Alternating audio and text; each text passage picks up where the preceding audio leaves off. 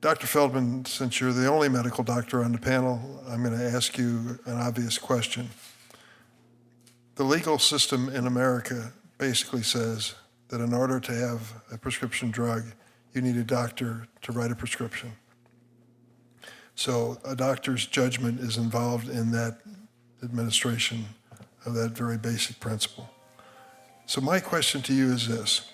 We know the pharmaceutical industry spends $6 billion a year, the size of the entire FDA budget, to fill the airwaves with brand name drug ads.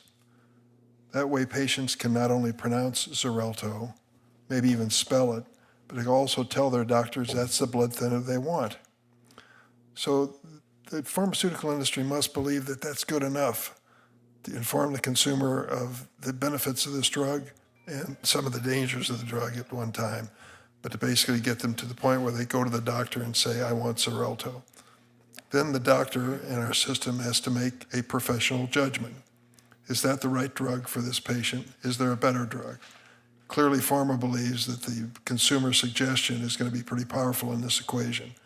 So I don't want to say this in a negative fashion, but I'm going to. Are doctors complicit with Pharma in prescribing overpriced drugs because they don't have enough time or inclination to debate the issue? Thank you.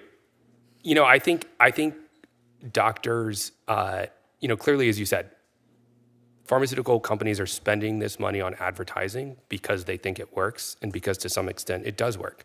I do think that I know some doctors receive money from pharmaceutical companies for prescribing certain types of medications. And so I do worry that some physicians are complicit in this to an extent. Well, they're gatekeepers in this process, and if they aren't there, I don't know who would police the ranks in terms of that. Ms. Ulrich, when you hear over and over and over and over again the fact that a basic drug being sold to Americans is at a price that is dramatically higher than you're selling the same drug in your industry in other countries, do you just shrug it off and say, that's just the luck of the draw? Or is it the fact that Americans are being asked to pay for the innovation and the cost and the profits, whereas other countries basically put their foot down and say, this is greed and we're going to stop you? Well, thank you, Senator Durbin, for that question. I first would point out that when we're looking at comparisons of U.S. spending, medicines are about the same share of overall healthcare spending as European countries. So it is, when you're looking at the actual relative contribution of spending on medicines, it's similar. In addition, I would point out that comparisons are often looking at list prices, and as I spoke about in my testimony, we know that there are significant amounts of rebates being paid to PBMs and others in the supply chain that are not accounted for when we're doing those cross-country comparisons. Well, let me say this about your suggestion. If I put one hand over a flame on the stove and the other hand in the freezer, on the average, I should be just fine. But life doesn't work that way. And say, on the average, other countries are just about as expensive as the United States. The list prices are dramatically different, 100% different. Why would you do that to the American consumers when you're American companies? Well, I would also point out that Americans get access to those medicines much faster than those countries as well.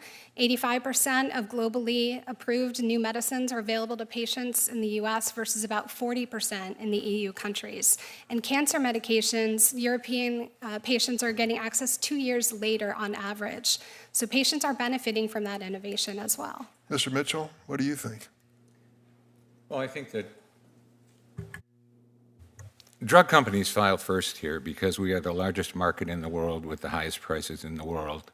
And they come here because the FDA is pretty easy to work with, and it's a high-quality drug approval agency. And so they come here, they apply first to get access to the market, but also they can take a lot of their filing work and take it abroad.